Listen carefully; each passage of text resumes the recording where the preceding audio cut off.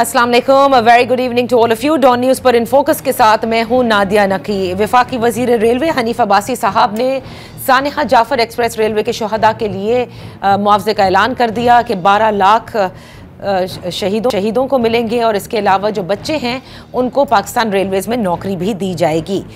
दूसरी जानिब गुज़िश्ता रात आपने देखा कि पाकिस्तान तहरीक इंसाफ ने भी और आईन तहफ़्फ़ुज़ पाकिस्तान प्लेटफॉर्म जिसमें महमूद खान अचकज़ई साहब हैं, उन सब का ये कल डिमांड थी कि ऑल पार्टीज़ कॉन्फ्रेंस इस पूरे मसले पर बलूचिस्तान के इशू पर तलब की जाए। हामिद रज़ा साहब का ये भी कहना था कि इन कैमरा ब्रीफिंग भी इस पर होनी चाहिए।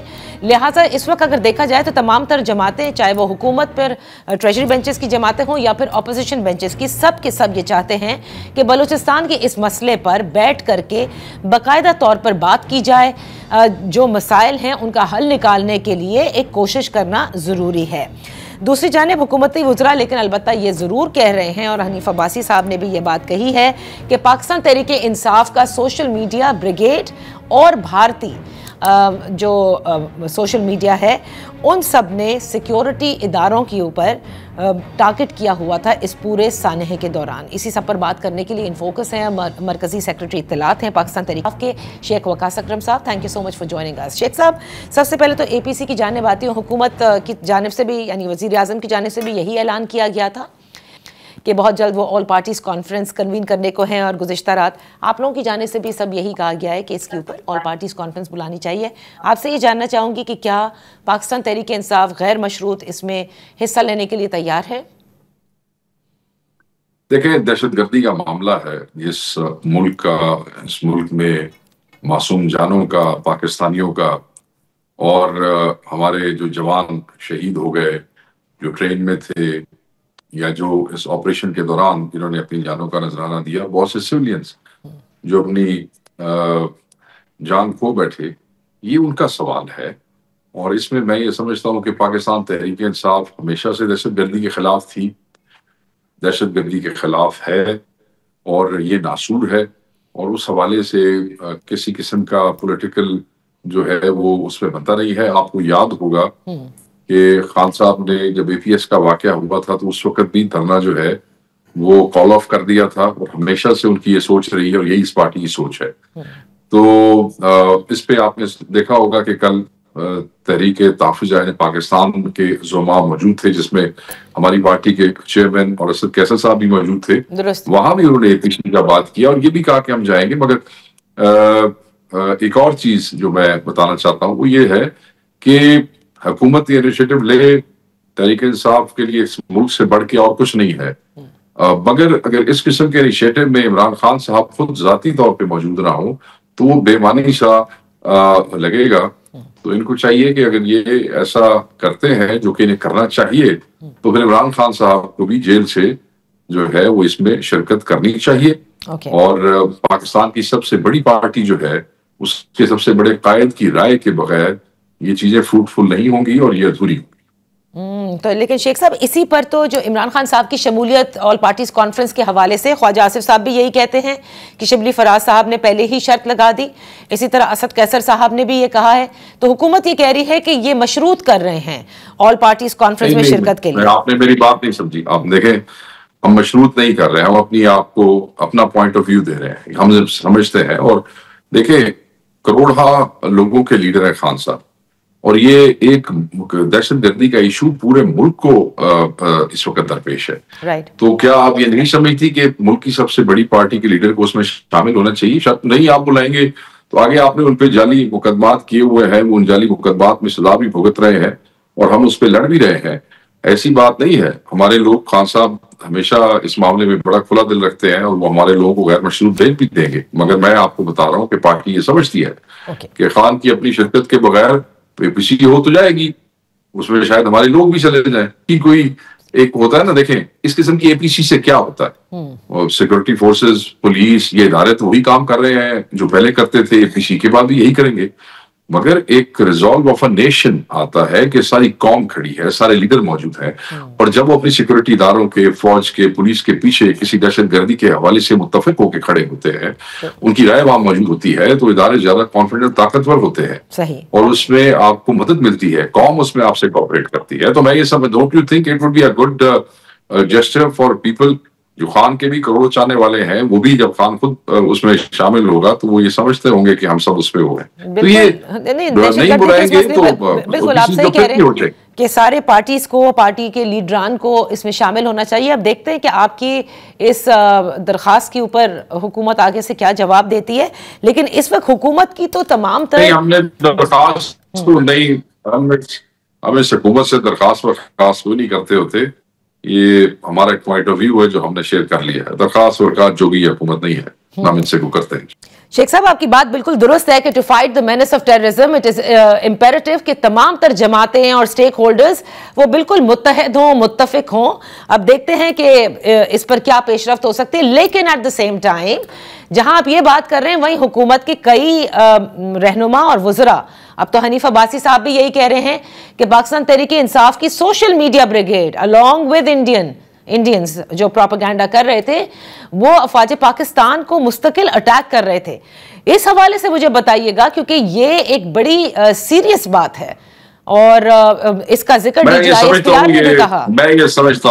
समझता हूँ कि कोई भी वजीर पिछले 2-3 दिनों से आप वज़रा की गुफ्तगू, उनके लहजे और उनके अल्फाज का चुनाव देख रही हैं। मैं ये समझता हूँ कि ये बड़ा ही काबिल मुज़म्मत रवैया है कि एक तरफ आप वज़ीर आज़म है, आपके जो है हुकूमती चीफ मिनिस्टर है वहां पे, एक तो आपको शर्म नहीं आ रही कि आप इतने बड़े साने पे इस्तीफा दे दें, विच वी हैव इनफैक्ट आपके ज़हन में होगा वो मैंने बाकायदा तौर पे कल एक प्रेस स्टेटमेंट में इन्हें कहा है कि प्राइम मिनिस्टर और चीफ मिनिस्टर अपना रेजिग्नेशन टेंडर करना चाहिए। मुअज़्ज़म मुल्कों में तो ऐसे होता है, इफ दे थिंक कि मुअज़्ज़म है, सिविलाइज्ड है, तो फिर इतना बड़ा साना हुआ है उसका कोई जिम्मेदार तो है ना। वी अंडरस्टैंड कि हम दहशतगर्दी के खिलाफ हैं, वी अंडरस्टैंड कि पूरी कौम को दहशतगर्दी के खिलाफ इकट्ठे होकर खड़ा होना है, एंड वी अंडरस्टैंड कि हमें अपने इदारों और अपनी पुलिस और अपनी फौज के पीछे खड़े होंगे, उन्हें कॉन्फिडेंस देंगे तो वो ज्यादा बेहतर तरीके से, we understand. But still what is the duty of the government of the day? क्या हुकूमत वक्त की जिम्मेदारी होती है?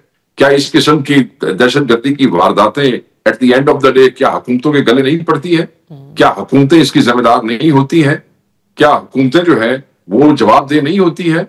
हुकूमत को अपना फेलियर मानते हुए, अपनी गलती मानते हुए, अगर सारी कौम से और तमाम सियासी पार्टियों से वो ये इस्तदा करते हैं कि हमें इस पे इकट्ठे होना चाहिए, तो मैं समझता हूँ कि ये एक बहुत बड़ा और अच्छा जेस्चर होता, despite the fact they are form 47। इसके बावजूद लोग जो है दहशतगर्दी के हवाले से साथ खड़े होते, इनको शर्म नहीं आती। ये वो एक तो सानिया वो हुआ, और दूसरा सानिया ये कि ये इस मौके का फायदा उठाते हुए पाकिस्तान की सबसे बड़ी सियासी जमात और पाकिस्तान की सिक्योरिटी के इदारों में एक नई लड़ाई करवाना चाहते हैं, उनमें गलतफहमियां पैदा करना चाहते हैं। पाकिस्तान तहरीक इंसाफ दहशतगर्दी के खिलाफ थी और है, और इसको कंडेम करती है जो कुछ हुआ है। हमारी बड़ी कीमती जाने गई हैं, हमारे फौजी जवान जो है उसमें वो गए हैं, हमारे सिविलियंस जो है वो उसमें उनकी जानें चली गई हैं। ये कौन से लोग हैं जो कहते हैं कि हम लानत भेजते हैं उन लोगों पे जो हिंदुस्तान का साथ देते हैं, और लानत भेजते हैं उन लोगों पे जो हिंदुस्तानी प्रोपेगेंडे का हिस्सा बनते हैं? ये हमारा बड़ी क्लैरिटी है इसके अंदर। ठीक है, तो शेख साहब इसका मतलब तो ये हुआ कि जिनकी जिम्मेदारी है ये हुकूमत वक्त की जिम्मेदारी है।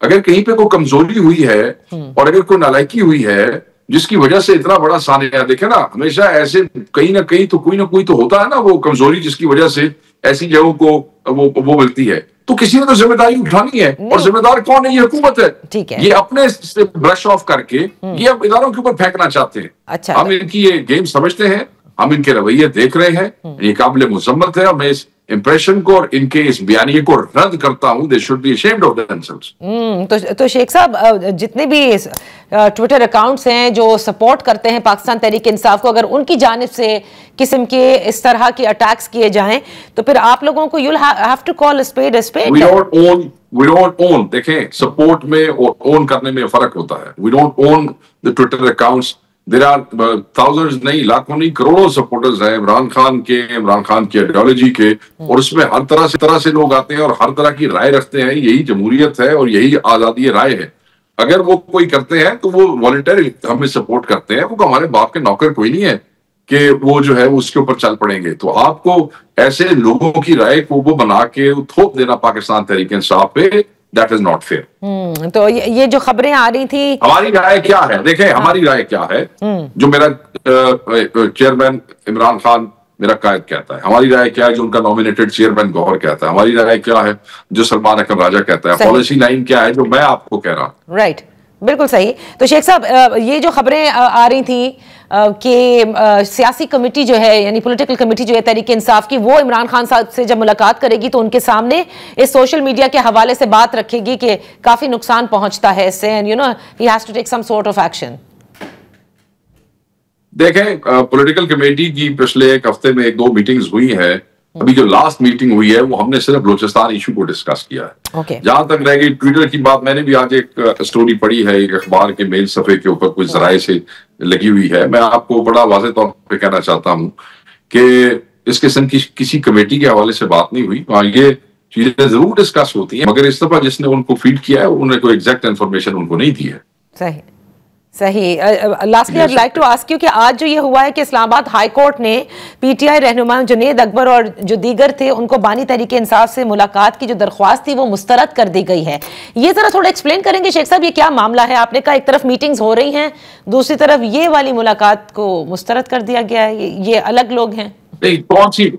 नहीं मोहतरमा, कौन सी मीटिंग्स हो रही हैं? हमने तो कभी नहीं कहा कि मीटिंग्स हो रही हैं। नहीं, अभी आपने कहा ना कि जो लास्ट मुलाकात हुई सलमान अकरम राजा और इन सब की, क्योंकि इसमें ये कहा गया है कि लास्ट में जो मुलाकात I was referring to the मेरी बात है, I was referring to the political committee meeting. दूसरी बात ये है जो राजा साहब की मुलाकातें हैं, he is a council. Imran Khan बहुत बड़े लॉयर हैं, खान साहब के भी लॉयर हैं। कोर्ट प्रोसीडिंग्स के दौरान उनको मौका मिल जाता है, जो भी आपको पता है वो अभी लंबी लंबी तारीखें पड़ रही है, डे टू डे वाला काम नहीं हो रहा है। सही। अपने ज़हन में रखिएगा जो सियासी मुलाकातें और जो रफ़ाकार की मुलाकातें जो होती हैं, वो जो 6 आदमी थर्सडे को ट्यूसडे को मिलते थे, वो मुलाकातें 5-6 महीने से बंद है। उस पर एक तरीकेकार अदालत ने तय किया था कि 6 आदमी होंगे, फोकल पर्सन खान साहब से नाम लेगा, वो 6 आदमी अप्रूव होंगे, वो जाएंगे for that meetings for last many months. Every Thursday and Tuesday हमारे लोग वहां जाते हैं, खड़े हो जाते हैं, लिस्ट दी जाती है, बनाई जाती है, और वो खड़े खड़े वहां पे इंतजार करके वापस आ जाते हैं, मुलाकात नहीं कराई जाती है। तो उसी हवाले से मेरे ख्याल में लोगों ने अपनी जाती हैसियत में दरखास्तें दी जुनैद अकबर साहब ने या बाकी भाइयों ने कि हमें इजाजत दी जाए। तो वो मैं आज पढ़ रहा था कि उन्होंने कहा कि वो जो प्रोसीजर्स हैं वो फॉलो नहीं किए गए, तो रिजेक्टेड। मतलब है कि अदालत के अपने अहकामात हैं 6 लोगों के, और वो अहकामात जो है उनको जेलर हवा में उड़ा देते हैं और हर दफा पेश भी हो जाते हैं। हमें तो समझ में नहीं आ रहा कि अदालत को समझते ही कुछ नहीं है ये लोग। सही, बहुत बहुत शुक्रिया शेख साहब फॉर बीइंग विद अस। बड़ी क्लैरिटी से इशकास अकरम साहब ने ये कहा है कि ऑल पार्टीज कॉन्फ्रेंस में बिल्कुल शिरकत वो करना चाहते हैं, कोई मशरूत नहीं कर रहे, लेकिन ये ज़रूरी होगा कि इमरान खान साहब जो कि पाकिस्तान तहरीक इंसाफ एक बड़ी जमात है, उसके लीडर को भी शामिल किया जाए और सबकी इनपुट जो है वो इस दहशतगर्दी के मसले पर ली जाए। Let's see what the government has to say on this right after this very short break. Welcome back. Balochistan में सानिहा जाफर एक्सप्रेस के बाद वजीर आजम शहबाज शरीफ साहब की जानिब से ऑल पार्टीज कॉन्फ्रेंस बुलाने का ऐलान जरूर हुआ, लेकिन ये कब होगा इस पर बात करने के लिए इन फोकस हैं coordinator to PM Rana Ehsan Afzal साहब और सीनियर रहनुमा है पाकिस्तान मुस्लिम लीग नून के। राना साहब, thank you so much for joining अस।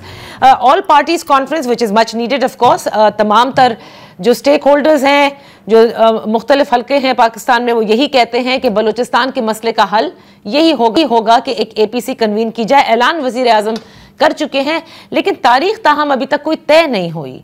कुछ इल्म है कि कब तक बुलाए जाने का इम्कान है? बिस्मिल्लाहिर्रहमानिर्रहीम। मेरे ख्याल से आने वाले चंद दिनों के अंदर या अगले हफ्ते या उससे अगले हफ्ते के अंदर ये APC की कॉल जो है वो दे दी जाएगी, क्योंकि प्राइम मिनिस्टर ऑलरेडी इसको अनाउंस कर चुके हैं। तो मेरे ख्याल से जितने जल्दी हम इस तरफ मूव करेंगे उतना मुल्क के लिए बेहतर है। लेकिन ये खाली बलूचिस्तान के लिए नहीं होगा, ये मुल्क भर के अंदर जो दहशतगर्दी है, चाहे वो KPK में है या और किसी सूबे में भी है, तो ये ओवरऑल उस कॉन्टेक्स्ट में जो है वो APC बुलाई जाएगी। क्योंकि जब लास्ट APC बुलाई गई थी वो सानिहा के बाद जो APS अटैक हुआ था, उसमें बताया जाता है कि उसी वक्त नवाज शरीफ साहब ने कहा था कि एक APC हमें बलूचिस्तान में भी बुलानी चाहिए। बहरहाल देर आए दुरुस्त है, इतने सारी वाकयात के बाद ये हुआ है। ये बताइएगा कि जी आप जो है ना NAP नेशनल एक्शन प्लान है, उसमें नॉन काइनेटिक जो पॉइंट्स हैं, उसमें बलूचिस्तान रिकंसिलिएशन के लिए जो है वो तगोदो मेंशन्ड है, तो उसमें बिल्कुल वहाँ जब बलूचिस्तान रिकंसिलिएशन की बात आती है तो वहाँ फिर सारे जो स्टेक होल्डर्स हैं उनका आपस में मिलाप जो है वो उसका हिस्सा है। तो वो तो बिल्कुल उसके साथ तो सारी जमातें वैसे ही स्टैंड करती हैं। तो राना साहब मुझे ये बताइएगा कि तहरीक इंसाफ के हवाले से, क्योंकि बड़े बयान ख्वाजा आसिफ साहब ने भी दिए हैं कि मशरूत कर दी गई है, क्योंकि असद कैसर साहब का भी ये कहना है, शिबली फराज ने भी यही कहा कि इमरान खान साहब की शमूलियत इसमें होनी चाहिए। और अभी शेख वकास अकरम आपसे कबल शेख वकास साहब थे, वो कहते हैं कि बिल्कुल ये इतना बड़ा मसला है और इतनी बड़ी जमात के लीडर को अगर आप शामिल नहीं करेंगे तो फिर वो अपनी इनपुट कैसे देंगे दहशतगर्दी के खिलाफ इस पूरे रिजॉल्व में। मेरे ख्याल से ये तो ऑलरेडी एपीसी को मुतनाज़ा बनाने के बराबर है, मुल्क को फिर से ब्लैकमेल करने के बरक्स है, और अपनी ज़ाती सियासत और अपनी जो इनका जो एजेंडा है कि खान साहब को रिहा करें, ये उसको जो है ये तकवीत देने के बराबर है। इसको मैं तो समझता हूँ, मेरा पर्सनल ख्याल है कि हुकूमत भी इसको आउटराइट रिजेक्ट करेगी। खान साहब एक कन्विक्टेड क्रिमिनल है। ये एपीसी है, ऑल पार्टीज कॉन्फ्रेंस है, ये कोई ऑल लीडर्स कॉन्फ्रेंस नहीं है। इसमें जमातें हिस्सा लेंगी और जमातें जो हैं वो नुमाइंदगी कर सकती हैं। जमात का पर्सपेक्टिव होता है, लीडरशिप का पर्सपेक्टिव नहीं होता। एक जमात जो है अपना कंसेंसस, अगर क्या ये जमात सिर्फ खान साहब के ऊपर बेस करती है, क्या कोई इसका थिंक टैंक नहीं है, कोई इसका अपना मौक़िफ़ नहीं है, तो मैं तो समझता हूँ कि ये इसको इंटरटेन बिल्कुल भी नहीं किया जाएगा। और ये जो एक और काविश है पीटीआई की कि जब भी कोई नेशनल कंसेंसस की बात आती है तो अपनी ज़ातियात या अपना एजेंडा वो आगे ले आते हैं, और उस एजेंडे से पूरा जो एक मकसद होता है उस चीज़ का वो डीरेल हो जाता है। तो पिछली दफ़ा भी आपको याद मैं कराना चाहूँगा कि जो एपीसी हुई थी वो इतनी आसानी से नहीं हुई थी। जब एपीएस का हमला हुआ उसके बाद फिर ये खान साहब बैठे, उससे पहले तो हुकूमत की जितनी भी कोशिशें थी उनको वो रद्द कर रहे थे। तो there is always an agenda. इसकी एक और मैं मिसाल दूंगा। खान साहब ने तो पूरी कौम को इस ट्रक की बत्ती के पीछे लगाया कि क्योंकि हम अमेरिकन वॉर ऑन टेरर का हिस्सा हैं तो इस वजह से जो है मुल्क के अंदर दहशतगर्दी है, और ये हमारे अपने लोग हैं जो इस वजह से नाराज हैं, और जब हम इस वॉर से निकलेंगे तो वो बिल्कुल सारे मामला ठीक हो जाएंगे। तो आज तो इस खत्ते में, पूरे खत्ते में कोई अमेरिकन बेस नहीं है, ना अमेरिका में है ना अफगानिस्तान में है, लेकिन ये दहशतगर्दी के वाक़यात हो रहे हैं। तो खान साहब ने हमेशा दहशतगर्दी जैसे सीरियस मामले में भी उन्होंने कोशिश की है कि उसको सियासी रंग दिया जाए। अपना जो उनका डायस्पोरा है या जो भी उनके फॉलोवर्स हैं उनको जो है कंफ्यूज किया जाए। लेकिन राना साहब, शेख वकास अकरम साहब ने ये कहा है कि हम मशरूत नहीं कर रहे, पाकिस्तान तहरीक इंसाफ तो वैसे भी हिस्सा लेगी, लेकिन अच्छा होगा कि अगर हमारे लीडर को भी इसमें अपनी इनपुट देनी चाहिए। बहरहाल आपने तो कहा कि गवर्नमेंट एंटरटेन ही नहीं करेगी ऐसी किसी भी फरमाइश को या रिक्वेस्ट को या बात को। बिल्कुल नहीं करेगी, और अगर उन्होंने मशरूत नहीं किया तो that is a sensible thing to do.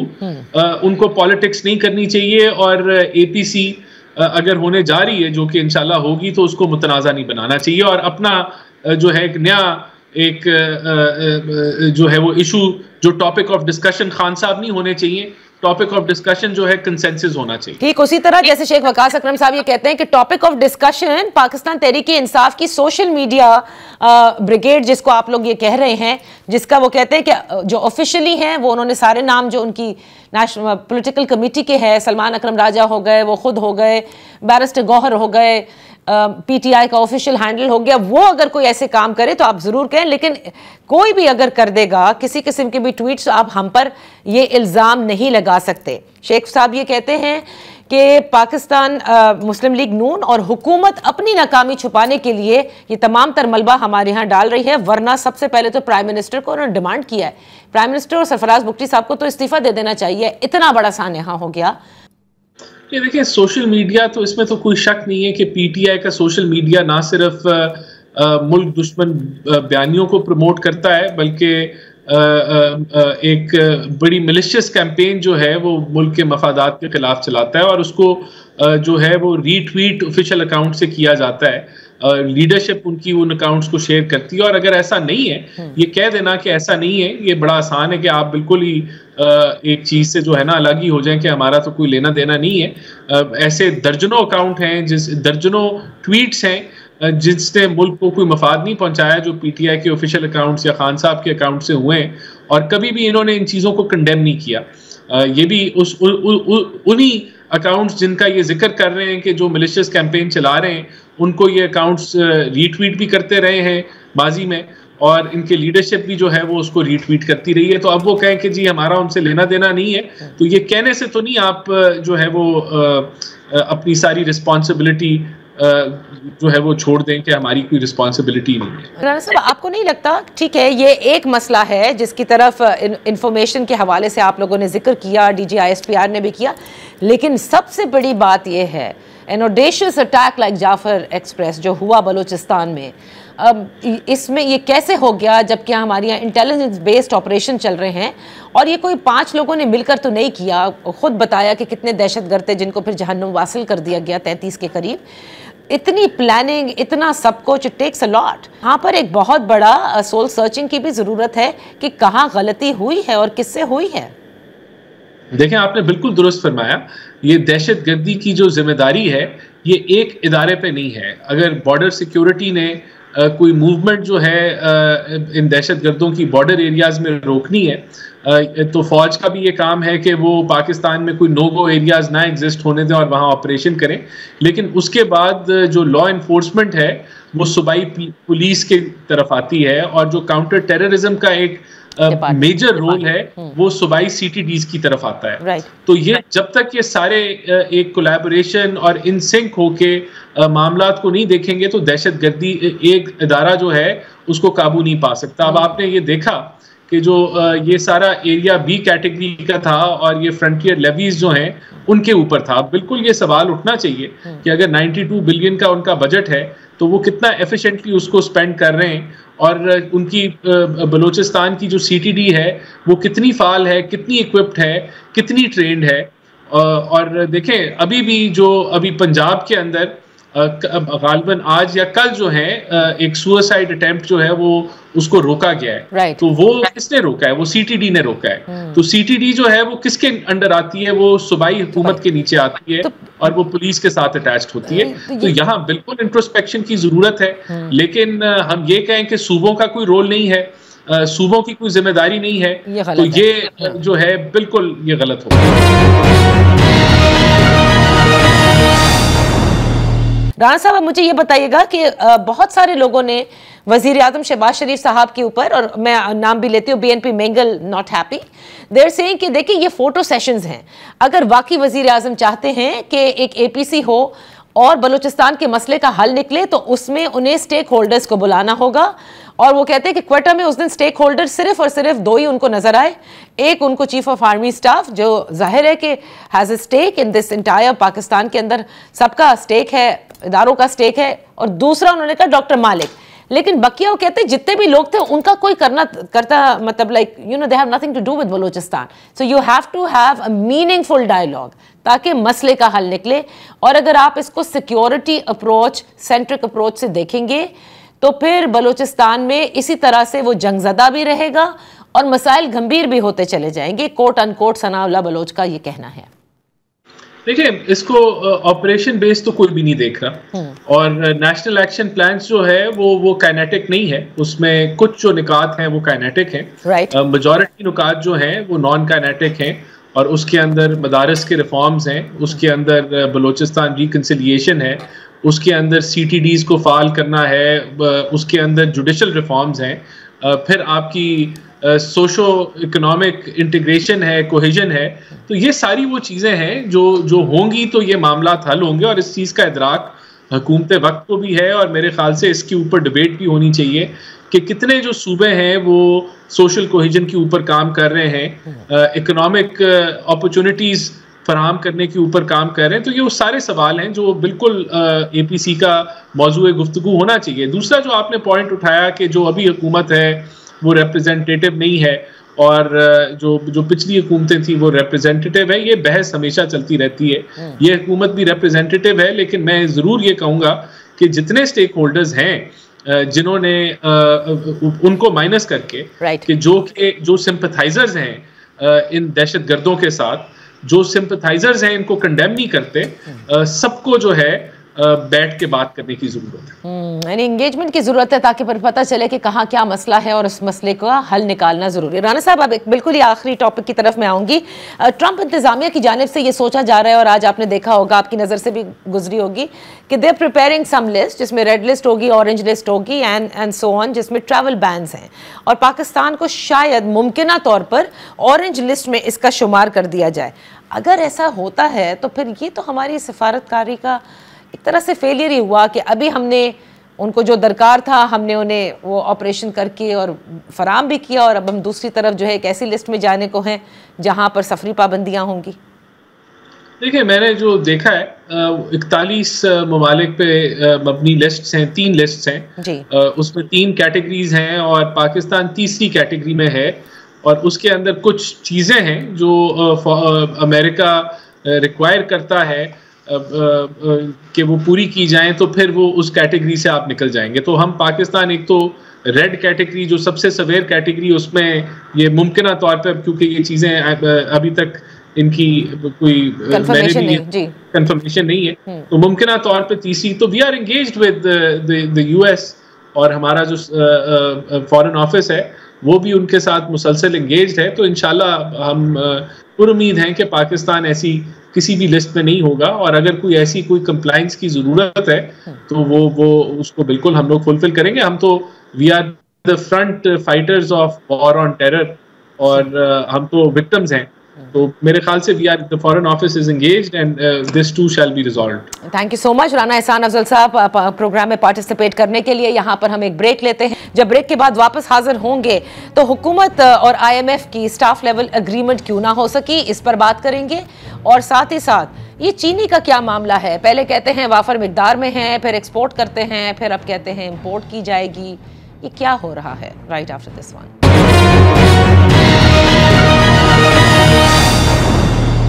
Welcome back. Pakistan और IMF के दरमियान स्टाफ लेवल मुआहदा अब तक ना हो सका, इसकी क्या वजूहात है, जबकि मुलाकात के बाद जो एलामिया जारी हुआ उसमें पाकिस्तान की एक तरह से कि पाकिस्तान जो है कर्ज प्रोग्राम है उसे फॉलो भी कर रहा है और बहुत जल्द ये स्टाफ लेवल मुआहदा की तरफ पेशरफ्त ज़रूर हुई है, ये ज़रूर कहा गया। इस पर बात करने के लिए सीनियर सहाफ़ी और तज्ज़िया निगार शहबाज राना साहब हमारे साथ इन फोकस हैं। Thank you so much for joining अस।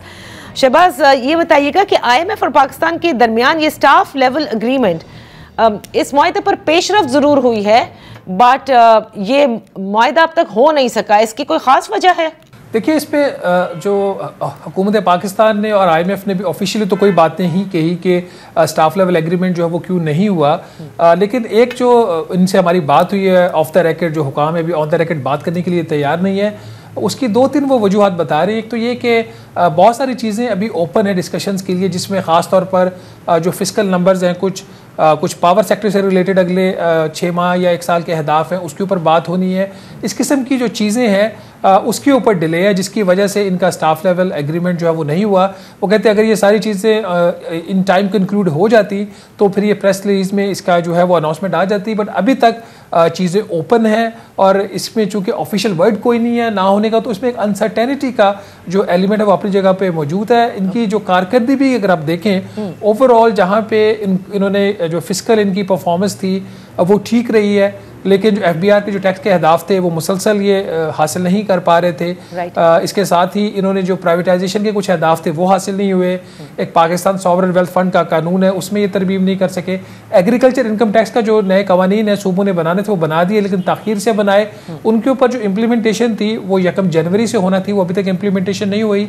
तो ये वो सारी चीज़ें जो इंडिकेट करती हैं कि जो ताख़ीर हुई है स्टाफ लेवल एग्रीमेंट में। और एक पॉसिबिलिटी ये हो सकती है कि चूँकि जिन चीज़ों पर डिले हुआ है उसके ऊपर IMF जब तक वे फॉरवर्ड इनके साथ एग्री नहीं करेगा तो वो स्टाफ लेवल एग्रीमेंट नहीं करेगा। ओके, तो शहबाज राना साहब, जो FBR ने सुना है कि रियल एस्टेट के हवाले से टैक्स कम करने की तजवीज़ भी दी है, ये क्यों किया गया है? क्योंकि सैलरीड क्लास के ऊपर तो आप बड़ी आवाज़ उठा चुके हैं और हमें कहा भी जा रहा था, औरंगजेब साहब ये कह चुके हैं कि मे बी अपकमिंग बजट के अंदर इस बोझ को कम किया जाएगा, बट ऐसा होता नज़र आ रहा है आपको? ये जो रियल एस्टेट सेक्टर है, टोबैको और बेवरेजेस जो मशरूबात का जो सेक्टर है, इन 3 सेक्टर्स के ऊपर हुकूमत ने IMF को ये तजवीज़ दी थी कि इन तीनों सेक्टर्स के ऊपर टैक्सेस का बोझ बहुत ज़्यादा बढ़ गया। चूँकि बोझ बहुत ज़्यादा बढ़ गया है तो वहाँ पे ट्रांजैक्शन कम हो रहे हैं, जिसकी वजह से उनको टैक्स के नुकसान हो रहे हैं। लेकिन IMF ने इन तीनों सेक्टर्स के ऊपर जो टैक्सेस का बोझ डाला था, उसका मकसद ये नहीं था कि यहाँ से कलेक्शन बेहतर करना थी, उसका मकसद ये था कि इन शोबों को डिस्करेज करना है। इसमें खासतौर पर जो बेवरेजेस के ऊपर और टबैको के ऊपर IMF का हमेशा से एक मौक़िफ़ रहा है कि शुगरी ड्रिंक्स को और टबैको को डिस्करेज करना चाहिए। और रियल एस्टेट की टैक्सेशन पॉलिसी का मकसद ही यही था कि यहाँ कम से कम स्पेकुलेटिव काम हो और जो दूसरी कंस्ट्रक्शन वाली साइट है वहाँ पे एक्टिविटीज़ हो। तो IMF ने जो इनको प्रपोजल्स दिए, जो हुकूमत पाकिस्तान ने IMF को प्रपोजल दिए थे, उसके ऊपर फ़िलहाल कोई प्रोग्रेस नहीं हुई।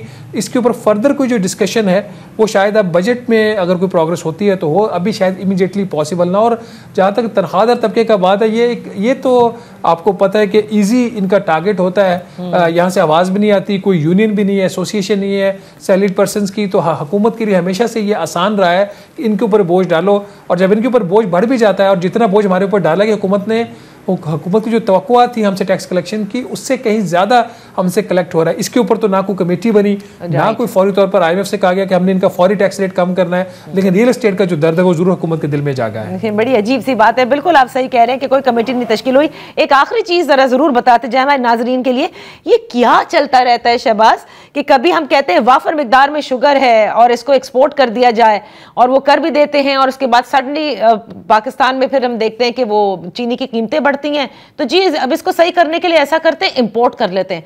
ये किसको फायदा पहुंचाया जा रहा है? बिस्तादिया, मैं 2006-07 में जब मैं जर्नलिज्म में आया था तो मैं तब से ये वाला साइकिल देख रहा हूँ। जब वो सीजन ऑफ होता है तो ये उसकी एक्सपोर्ट करने की बात शुरू कर देते हैं, जब ऑन होता है तो ये कहते हैं कि अब इंपोर्ट कर लो। अब इस दफ़ा जो पैदावार वो कम हुई है।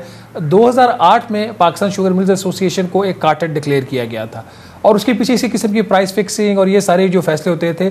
लेकिन आज भी 2025 है, PSM में अपनी जगह पे मौजूद है। वो जो शुगर एडवाइजरी बोर्ड है जो ये फैसले करता है कि चीनी इंपोर्ट करनी है या एक्सपोर्ट करनी है, उस कमेटी का वो हिस्सा है। और अभी भी यही हुआ है, जब ये नंबर सामने आए थे, if I am not mistaken, मैंने उससे ये खबर की थी कि ये जो नंबर्स इन्होंने पेश किए हैं शुगर की प्रोडक्शन के और कंजम्पशन के, ये इन्होंने मैनिपुलेट किए हैं ताकि सरप्लस शुगर दिखा के उसको एक्सपोर्ट किया जा सके। तो अभी ये कह रहे हैं कि हम रॉ शुगर इंपोर्ट करके शक्कर को इंपोर्ट करेंगे, उसको रिफाइन करके मुल्क की ज़रूरत भी पूरी करेंगे और फिर उसको एक्सपोर्ट करेंगे। अगर तो इसका मकसद रॉ जो शुगर है उसको इंपोर्ट करके रिफाइन करके एक्सपोर्ट करना है तो ये बुरी बात नहीं है, अच्छी बात है। लेकिन अगर इसका मकसद जो अंडरलाइन है वो ये है कि जो अगर कोई शॉर्टफॉल आ रही है, मार्केट में कीमत बढ़ी है, उसको पूरा करे, तो इसका मतलब है कि जो एक्सपोर्ट करने का फैसला था वो गलत था और हुकूमत उसको मानने के लिए तैयार नहीं है। बिल्कुल आपने दुरुस्त फरमाया, लेकिन आपने ये भी बिल्कुल सही कहा कि ये साइकिल मुस्तकिल चलती नजर आती है। कभी हम ये कहते हैं कि वाफर मिकदार में है, हमें एक्सपोर्ट करना चाहिए, जब वो ये शुरू कर देते हैं तो उसके बाद फिर पता चलता है कि जी हमारे यहाँ शुगर की है या फिर प्राइसेस ऐसी हो गई हैं कि जिसको न्यूट्रलाइज करने के लिए अब हमें खाम जो शुगर है उसको इंपोर्ट करना है। बहरहाल कहीं ना कहीं दोनों अतराफ को फ़ायदा पहुंचाया जा रहा होता है। That's all for today. इंशाल्लाह फिर कल आपकी खिदमत में हाजिर होंगे। Thank you Shahbaz for joining us. इजाज़त दीजिए, अल्लाह हाफिज़।